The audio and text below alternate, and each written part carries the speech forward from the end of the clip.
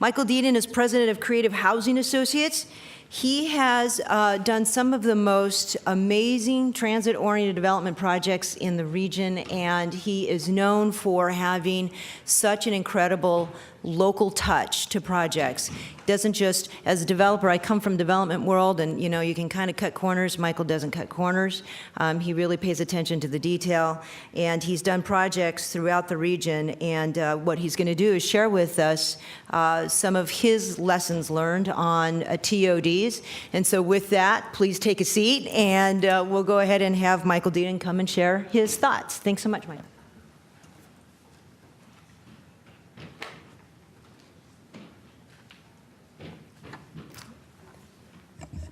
Thank you all for not leaving. Good afternoon now. I'm honored to be here and to be on this prestigious panel. My colleagues were all very impressive, and thank you for that. What my company does, we're practitioners of transit neighborhoods.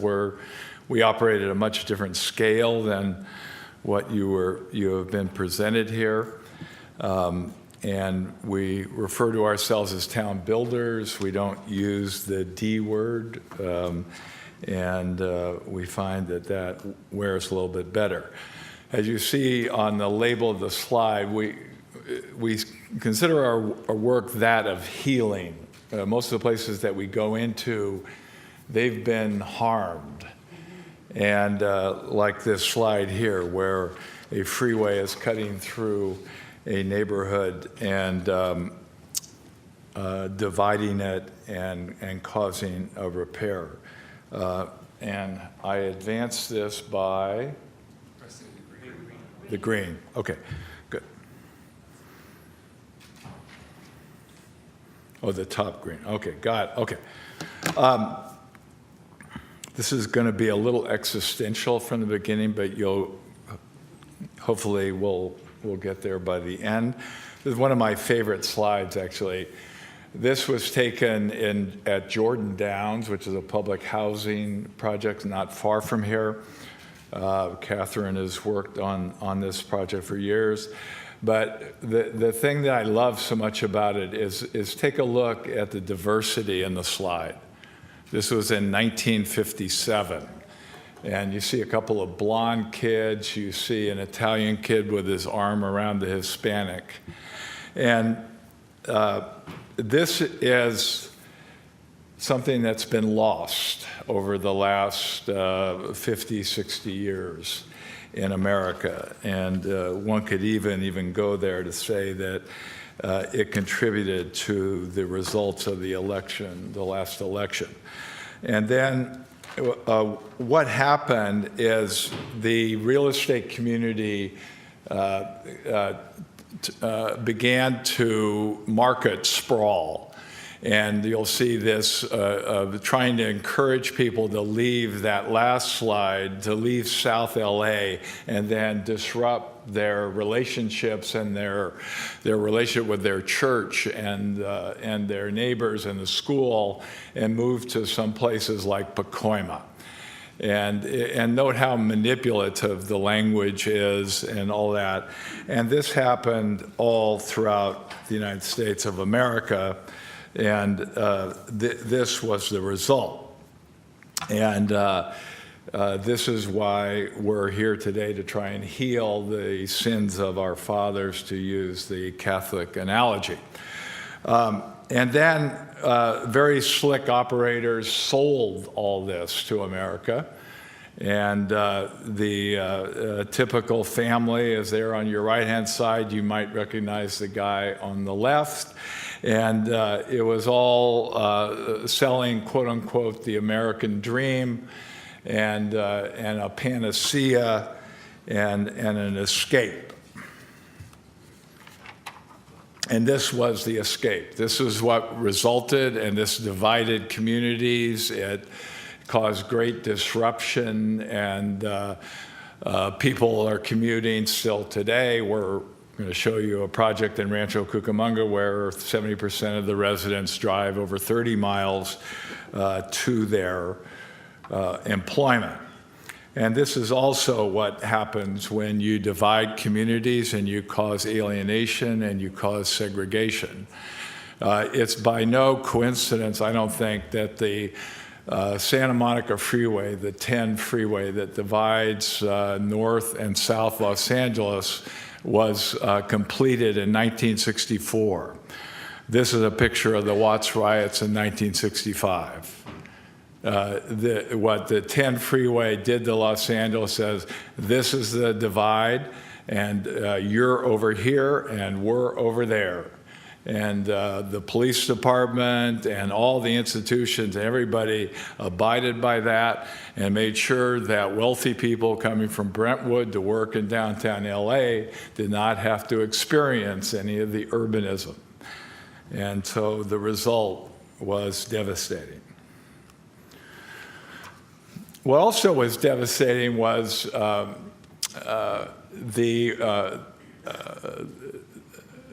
the relationship that we have not only with one another and the alienation that happened, but also with our shopping and with the shopkeeper and the delivery person. I grew up in Oakland, California.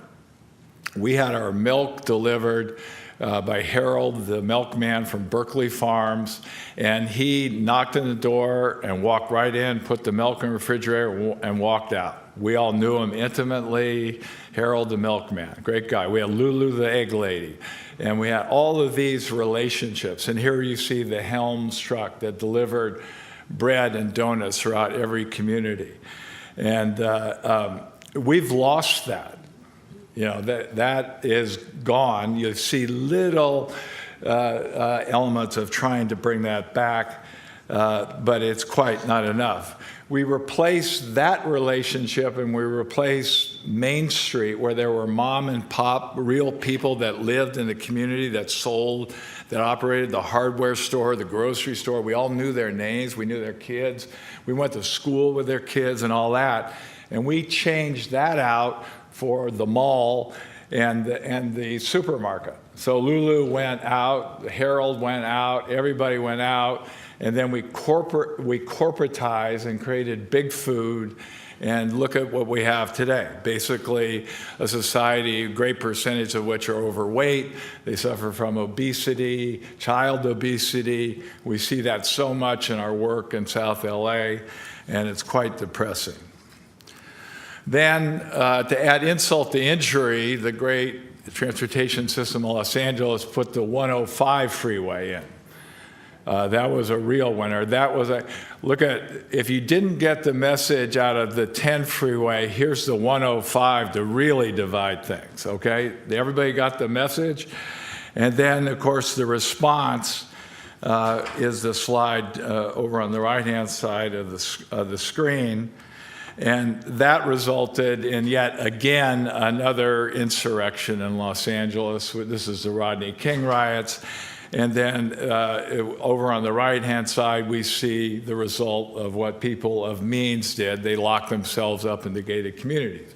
We didn't used to have gated communities. It's a relatively new phenomenon, totally segregated. Sometimes even in gated communities, you see gates within the gates. It's like you don't get the message, you're not welcome here, dudes. We're not really a neighborhood for everybody. So along comes transit, and that's going to solve all of our social ills, right? But what happened with the first stages of transit, like with the BART system and the system here, is that all it was is really stations with a parking lot. And much of our work is dealing with parking lot. And then we created out of that the worst traffic that we have in the United States. So I think I got mixed up here on the slides, but anyway, we'll catch up.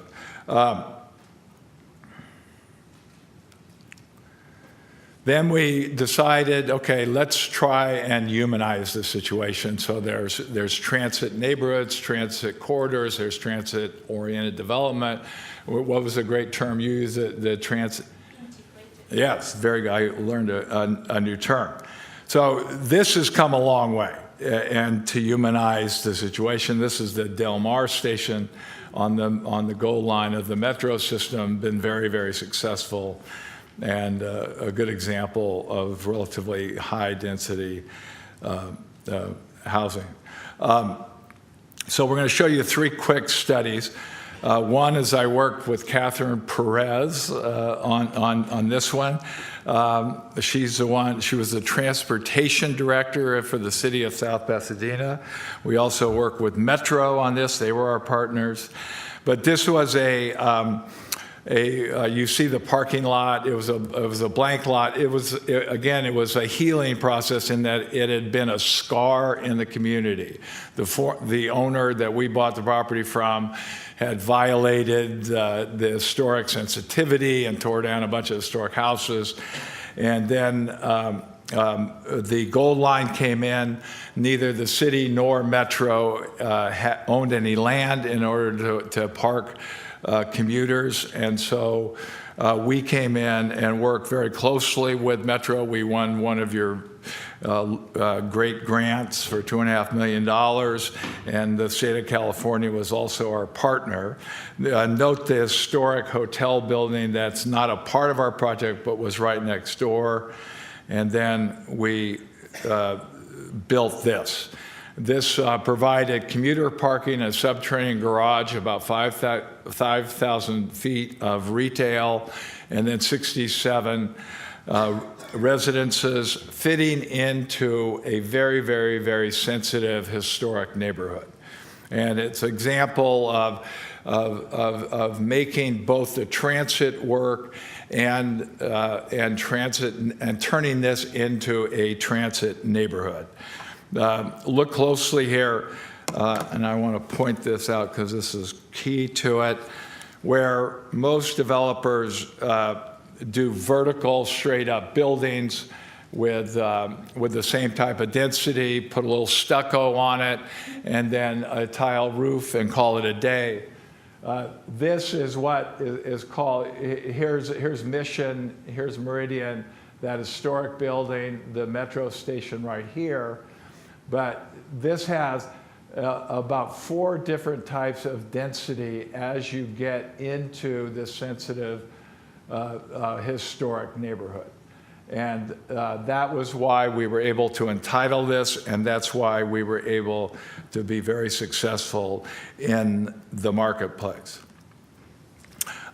This is an example of a suburban type situation. Rancho Cucamonga is about 30, 40 miles from here. It's on the Metrolink system. They have a station here.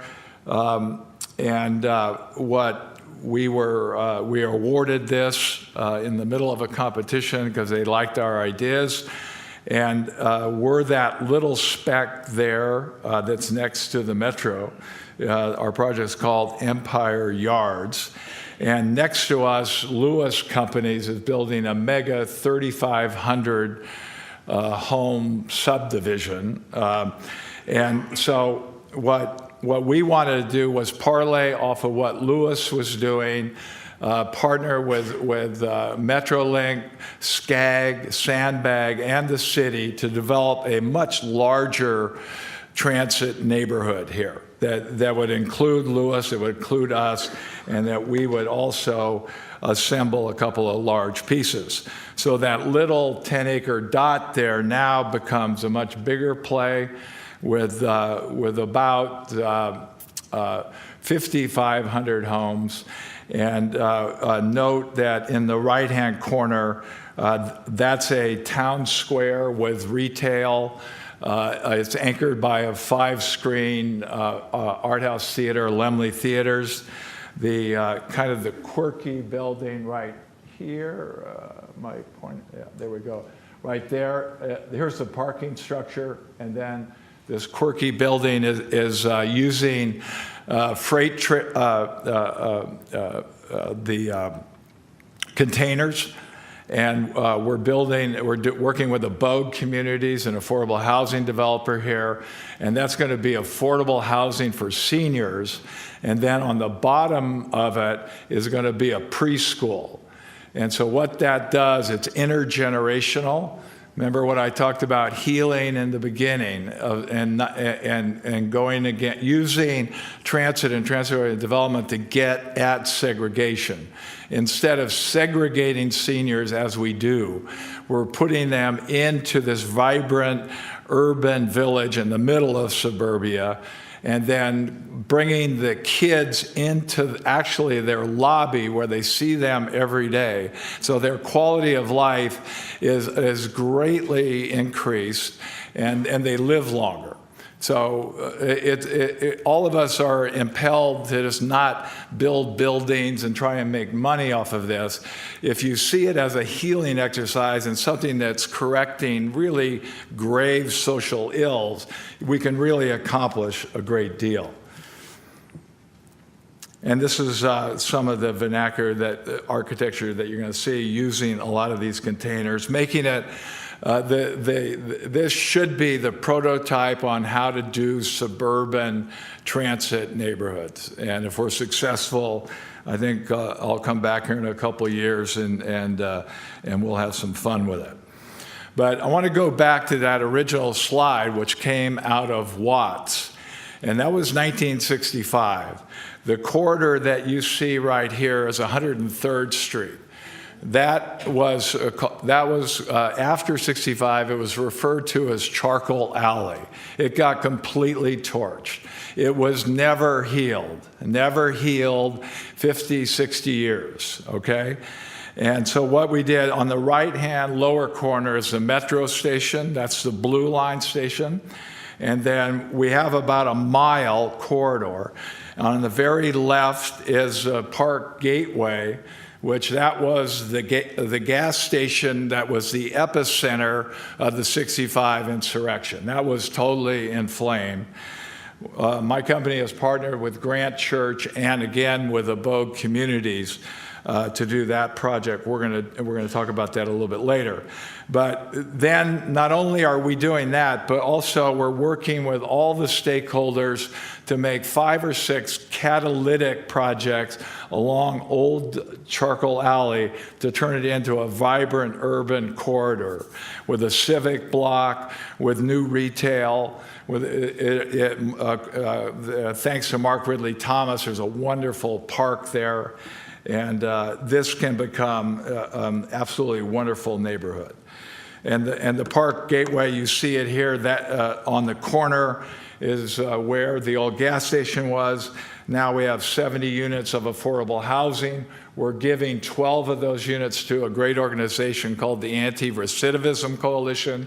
They take prisoners coming out of our system and transitioning them back into the community. We're also, because of the obesity and the diabetes and all the other diseases we have, we're introducing a soul food vegan restaurant called Stuff I Eat with Chef Babette. If you Google her, you'll be blown away. Chef Babette is my age, and she can do 70 push-ups right here in front of you if she were here.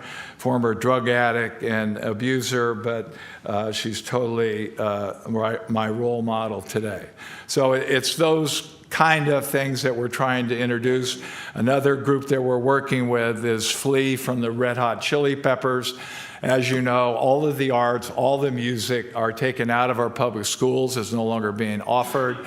Flea and the Peppers have committed to us that they'll do a music school, a music academy, where 700 kids a year can come through and have music lessons and have talent to be able to go on with their lives. So all of this takes a lot of love and a lot of patience and a lot of commitment, and thank you for your attention, and look forward to your questions.